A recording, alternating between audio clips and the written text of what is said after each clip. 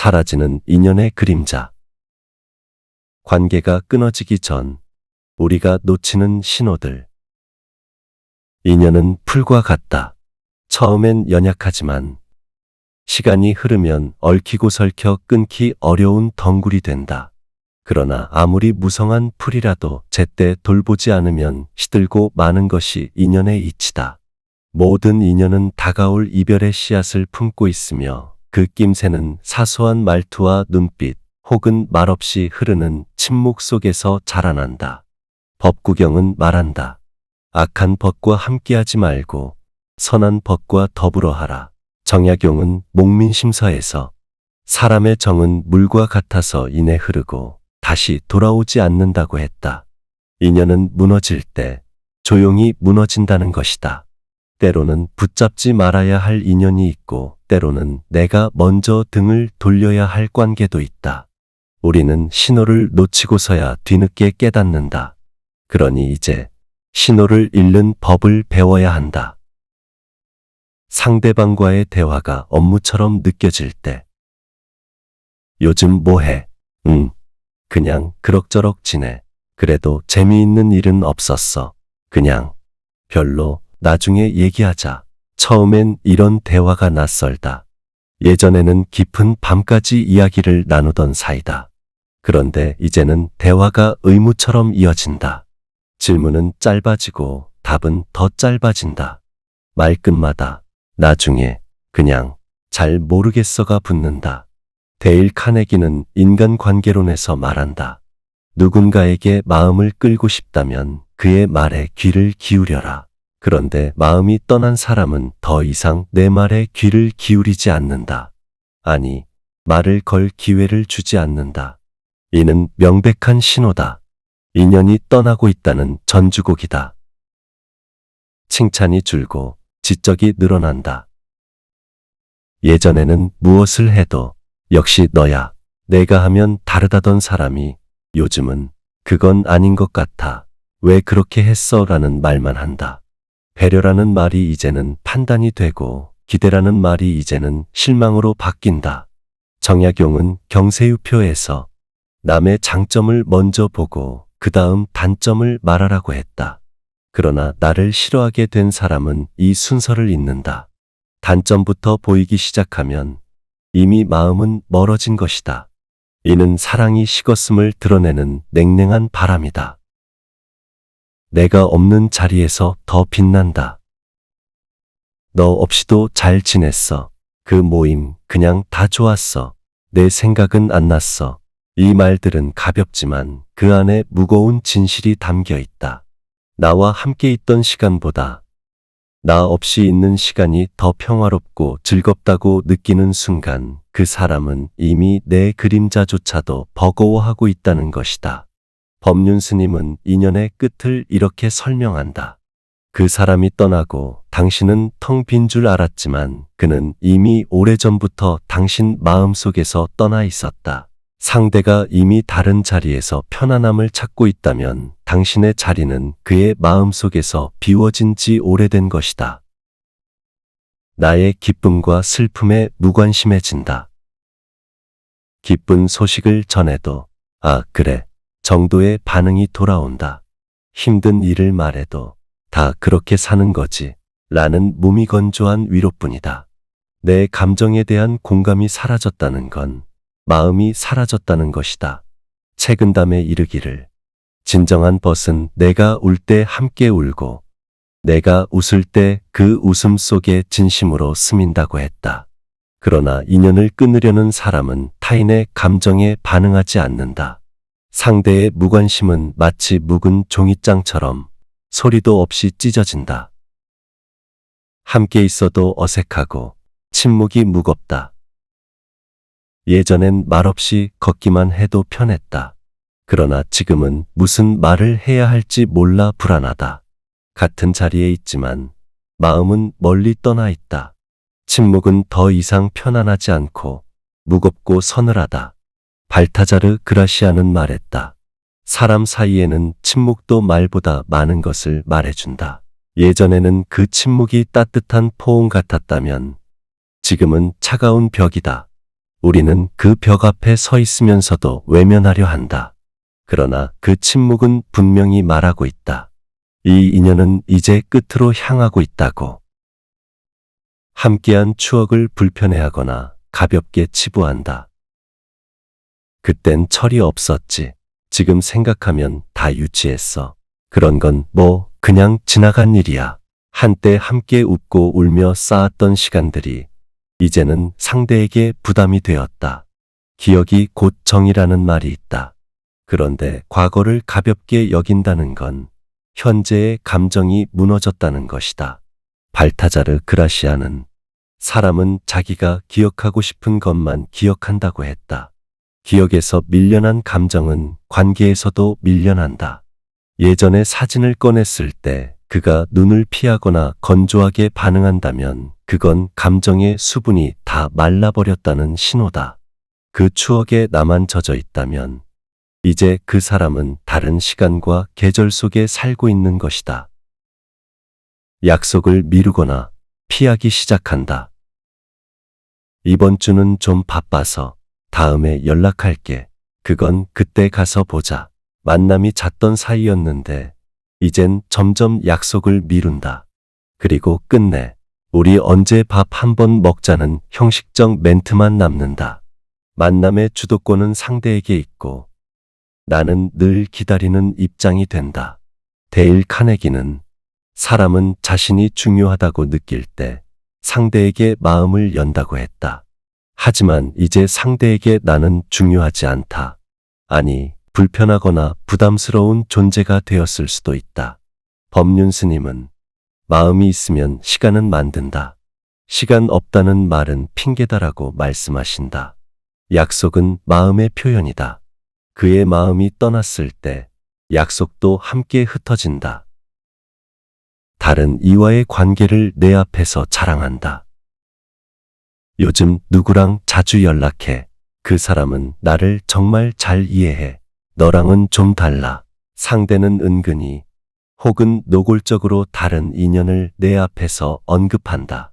비교는 무기가 되고 나는 그 상대에게서 점점 멀어지는 자신을 느낀다. 이때 우리는 의문을 품는다.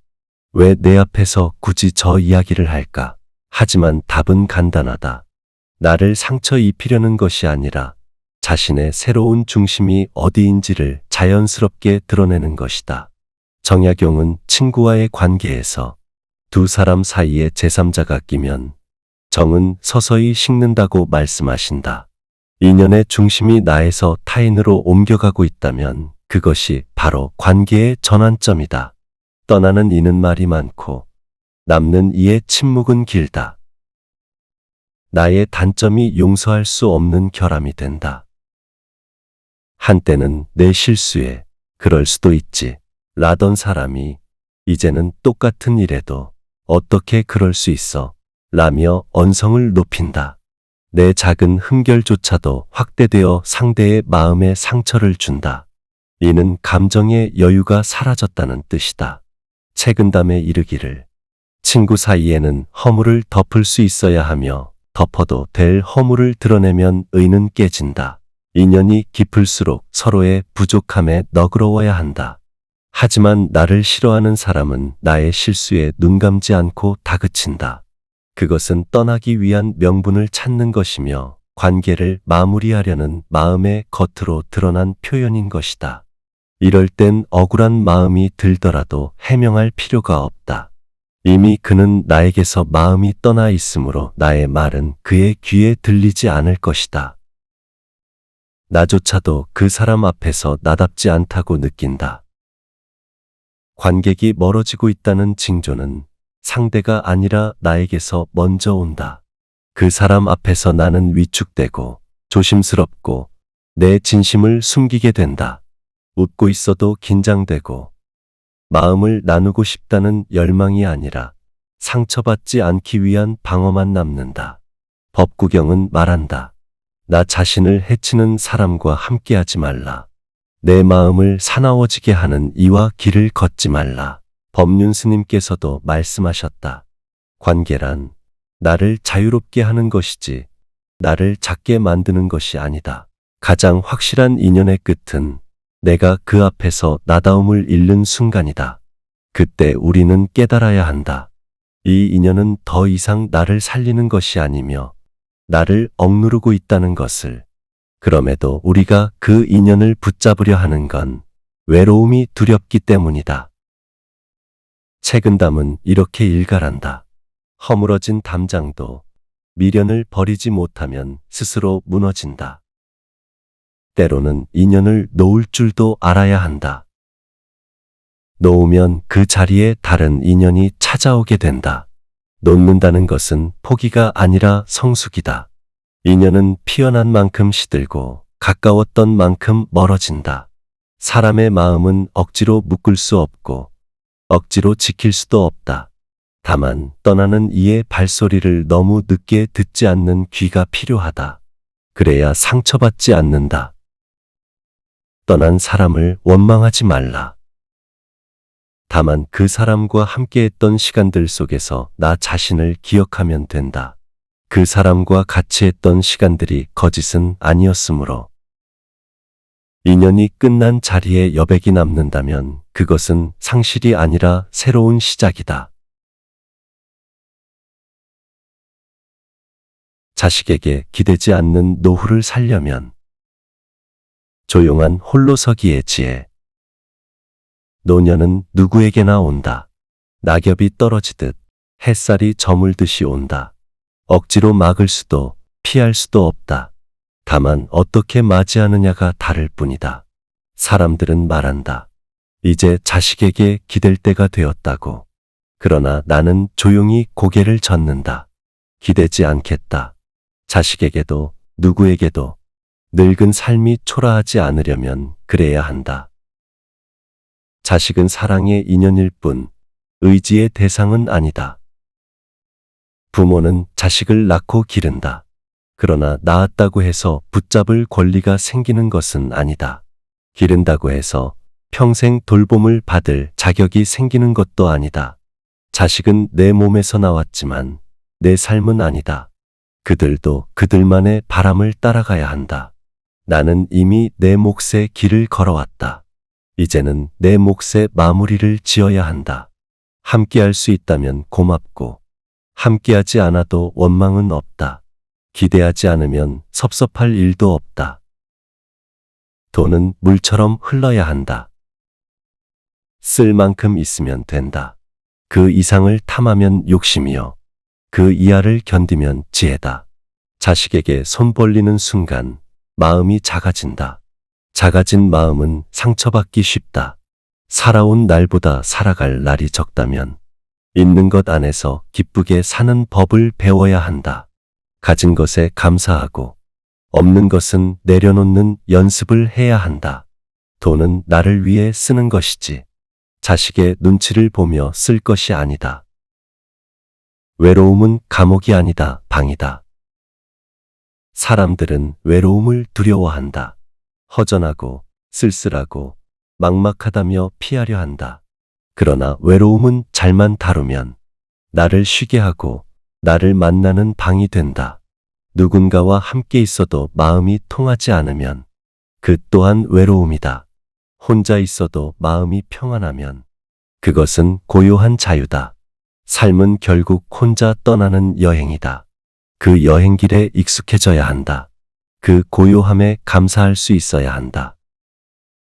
배움은 삶의 마지막 등불이다. 나이 들었다고 멈추지 마라. 멈추는 순간 마음도 늙는다. 새로운 것을 배우면 마음이 젊어진다. 글을 배우고 기계를 익히고 발걸음을 옮기며 늘 처음처럼 살아야 한다. 배움은 자식과 대화할 수 있는 다리가 되고 세상과 이어지는 끈이 된다. 자식이 없는 것이 아니라 내가 멀어진 것일 수도 있다. 배움으로 다시 다가가라. 조용히, 천천히, 그러나 끊임없이. 친구는 나이 들수록 소중하다. 자식보다 더 자주 만나는 이가 있다면 그것은 친구다. 허물없이 말할 수 있고 침묵도 어색하지 않은 사람이 있다면 그 사람은 하늘이 준 인연이다. 친구와 함께하는 노년은 덜 외롭고 더 따뜻하다. 밥 한 끼를 나누고 길을 함께 걷고 가끔은 함께 웃는다. 그런 하루가 쌓이면 노년은 고요한 축복이 된다. 자식과의 거리는 한 뼘쯤이 좋다. 너무 가까우면 숨이 막히고 너무 멀면 마음이 식는다. 자식과는 한 뼘쯤 거리를 두는 것이 좋다. 기대하지 않되 고맙게 여기고 간섭하지 않되 따뜻히 바라본다.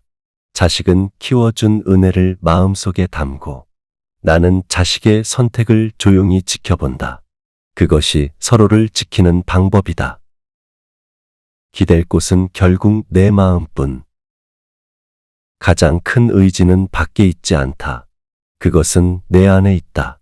내가 나를 붙들지 못하면 누구도 나를 붙들어 줄 수 없다.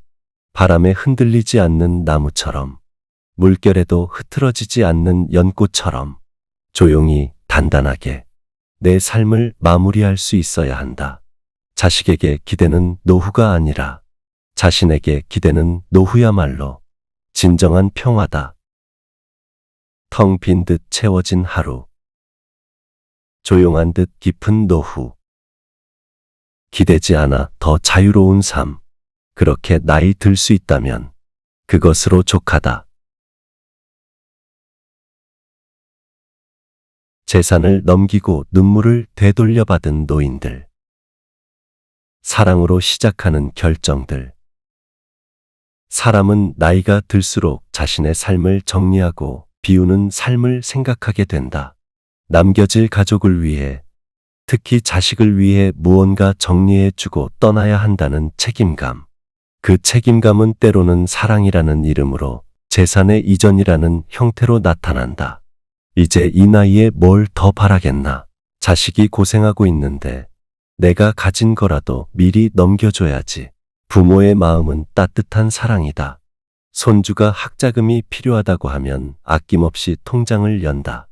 요즘처럼 먹고 살기 힘든 세상에 집이라도 하나 있으면 아이들 고생이 덜하겠지.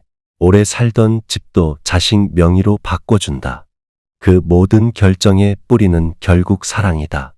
하지만 그 사랑이 때론 자신을 아프게 하는 칼날이 되어 돌아온다는 사실을 노인들은 나중에야 깨닫는다.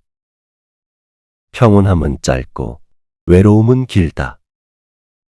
재산을 넘기고 나면 마음이 편해진다. 나눌 거 다 나눴으니 이제 홀가분하다는 생각이 든다. 하지만 그 평온은 며칠 가지 못한다.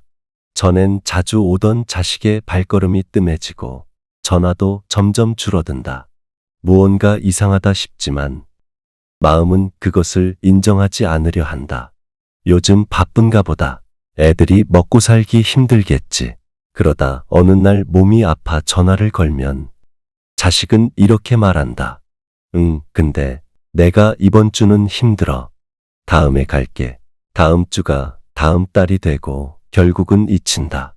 재산을 줄 땐 눈물 찌으며 고마워하던 자식들이 이젠 점점 남처럼 되어간다. 법륜 스님, 황창현 신부님의 조언. 법륜 스님은 수차례 반복해 이야기하신다. 자식에게 재산을 미리 다 넘겨준 부모들은 대부분 후회합니다. 사랑으로 준 게 오히려 무시당하는 이유가 되는 일이 허다해요. 황창현 신부님도 말씀하신다. 재산을 주는 건 교육이 아닙니다. 자식이 살아가며 땀 흘려 벌 수 있다는 믿음을 빼앗는 일입니다. 이 두 분의 말씀이 현실에서 울린다. 사랑이라는 이름으로 무조건 주는 것은 무지한 처신이다. 함께 사는, 나누는 삶을 가르치는 것이 제대로 된 어른의 처신이다. 그것이 진짜 유산이다. 자식의 권리의식, 부모의 침묵. 받은 자식은 시간이 지나며 그것을 감사가 아닌 당연한 몫으로 여기게 된다. 부모로부터 재산을 물려받는 건 당연한 일 아닌가. 어차피 돌아가시면 물려받을 것인데 그렇게 부모의 은혜는 기억에서 지워진다. 부모는 몸이 아파도 마음이 외로워도 참는다. 자식의 눈치를 보며 말조차 꺼내지 못한다. 괜히 말 꺼냈다가 자식이 불편해할까봐 내가 뭘 바란다고 말하면 나만 초라해질 것 같아. 그 침묵은 자식과 부모 사이에 벽을 세운다. 그 벽은 나중에 후회라는 이름으로 남는다. 자존을 잃은 사랑은 고통이 된다. 사랑은 줄수록 아름답지만 자존을 잃고 주기만 하는 사랑은 결국 고통이 된다. 자식에게 모든 재산을 넘겨주고 자신이 쓸 돈조차 없어 눈물 찢는 부모가 예상외로 많다. 용돈을 달라는 말조차 못하고 아파도 제때 병원에 가지 못한다. 대충 먹고 대충 입고 산다. 돈이 없으니 친구도 만나지 못한다. 내가 이 나이에 자식 눈치를 보며 살아야 하냐. 돈이 없으니 나를 우습게 아는구나. 자존 없는 사랑은 희생이 아니라 버림이 된다. 진짜 사랑은 자신도 소중히 여기는 사랑이다. 끝까지 내 몫을 남겨두는 지혜. 법륜 스님은 이렇게 말씀하신다. 끝까지 주지 말고 같이 쓰세요. 그래야 자식도 부모가 소중한 줄 알아요. 황창현 신부님도 강조하신다. 주는데도 타이밍이 있고 남겨야 할 선이 있습니다. 그것을 지켜야 관계가 삽니다. 노년은 자신이 사용할 수 있는 자원을 끝까지 지켜야 하는 시기다. 그것은 단순한 돈의 문제가 아니라 존재의 무게를 지키는 일이다. 자식에게 다 내주고 자식의 짐이 되는 것보다는 끝까지 움켜쥐고 자존을 지켜야 한다. 재산이야 어차피 내가 죽고 나면 자식의 것이 아닌가. 재산을 안 주면 자식이 서운해할까 걱정하지 말라. 오히려 부모가 자기 자리를 지키며 품위 있게 늙어가는 모습을 보며 자식은 배운다. 그것이 진짜 효를 낳는 씨앗이 된다. 씁쓸하지만 씩씩한 노인의 깨달음. 한 할아버지는 이렇게 말했다. 처음엔 나도 다 줬어요. 그랬더니 날 점점 무시하더라고. 지금은 달라요. 내 이름으로 된 통장 하나는 꼭 남겨두고 있어요. 그랬더니 애들이 슬슬 물어봐요. 건강은 어떠시냐고. 그 말이 어딘가 씁쓸하지만 동시에 씩씩했다. 존중은 두려움이 아니라 경계에서 시작된다. 자식을 경계하라는 말이 아니라 내 삶의 주체로서 자신을 잊지 말라는 뜻이다. 사랑은 조건 없이 주는 것일까? 부모들은 이렇게 말한다. 사랑은 그냥 주는 거지. 조건을 따지면 사랑이 아니지. 그러나 관계는 다르다. 한쪽이 모두 주고 한쪽이 모두 받는 관계는 오래가지 못한다. 균형이 깨진 사랑은 사랑이 아니라 의존이 되고 만다. 조건을 내걸라는 말이 아니다. 사랑에도 지혜와 경계가 필요하다는 뜻이다. 주는 나만이 아니라 받는 상대가 성숙할 수 있는 사랑이 진짜 사랑이다. 끝까지 인생의 주인으로. 많은 노인들이 재산을 넘기고 난 후 자신을 인생에 덧붙인 존재처럼 여긴다. 난 이제 필요 없는 사람이지. 자식이 없으면 난 아무것도 아니야. 하지만 그런 말은 당신 삶의 가치를 무너뜨리는 말이다. 당신은 여전히 삶의 중심에 있다. 누군가의 부모 이전에 당신은 한 인간이다. 재산을 넘기고 끝나는 게 아니라 자존을 남기고 가는 것이 진짜 아름다운 이별이다. 어떻게 남을 것인가? 이제 당신에게 묻고 싶다. 무엇을 남기시겠습니까? 집인가요? 땅인가요? 돈인가요? 아니면 당신의 지혜, 당신의 따뜻한 말, 당신의 남은 하루하루의 고요한 존엄인가요? 무엇을 남길까보다 중요한 질문은 어떻게 남을까이다. 자식에게 모든 것을 주는 부모가 아닌 자식에게 무엇이 진짜 중요한지를 보여주는 부모로 남으시길. 당신은 아직도 그리고 끝까지 당신 인생의 주인입니다.